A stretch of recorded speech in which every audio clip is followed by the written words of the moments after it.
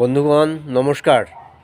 আমি আজকে একটা বিশেষ উপকারের কথা আপনাদের বলবো, যেটা সব মা বাবাই প্রায়শই চেয়ে থাকে। তো সমস্ত মাতৃত্বকালীন অবস্থায় এবং যখন সে নতুন বাবা হয়, প্রত্যেকেই চায় তার শিশু যাতে সুন্দর সুগঠন এবং বুদ্ধিমান বা বুদ্ধিদীপ্ত হয়। তাই সব মা বাবাই চান তাদের সন্তান যেন সুস্থ সবল হয়ে জন্মায়, তার অন্তর্নিহিত সম্ভাবনাগুলোর যেন পূর্ণ প্রকাশ পায়, ভাবী জীবনে সে যেন মাথা উঁচু করে দাঁড়াতে পারে। এই চাওয়াটা খুবই স্বাভাবিক, সমস্ত মা বাবাই কিন্তু এটা চায়। আর শুধু মা বাবাই কেন, সমাজের সকলেই এটা আন্তরিক কামনা করে।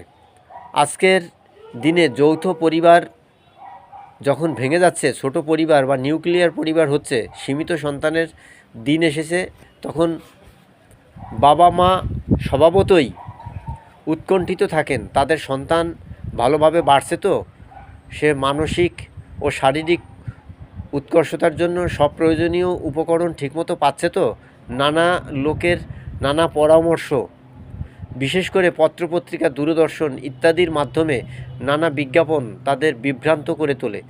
অনেক প্রশ্নের সদুত্তর প্রায়ই মেলে না, কোনটা ঠিক কোনটা বেঠিক তারা কিন্তু বুঝতে পারে না।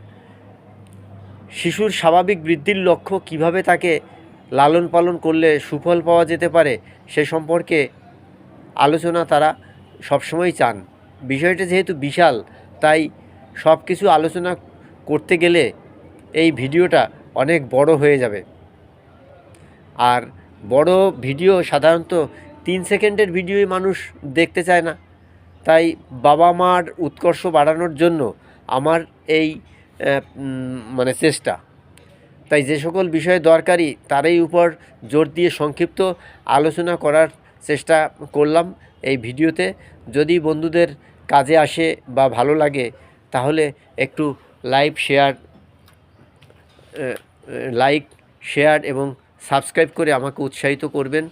বাবা মার সঠিক যে ধারণা, সেইটা আমি আস্তে আস্তে দেবার চেষ্টা করব এবং কয়েকটা পার্টে পার্টে আমাকে দিতে হবে।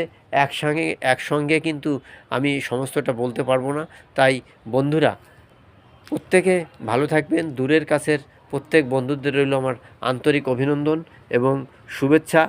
সকলে আশা করি ভালো আছেন। এবং একটা কোলের শিশু যখন বেড়ে ওঠে, তখন তার বিভিন্ন রকমের তার মধ্যে পরিলক্ষণ দেখা যায়। সেইগুলো সমস্ত বাবা মা পরিলক্ষিত করেন এবং আনন্দ উপভোগ করেন। এভাবেই কিন্তু সমাজ গঠন হয়। সকলে ভালো থাকবেন। পরের ভিডিওতে আমি অন্য বিষয় নিয়ে হাজির হব আপনাদের সামনে। ধন্যবাদ, ভালো থাকবেন।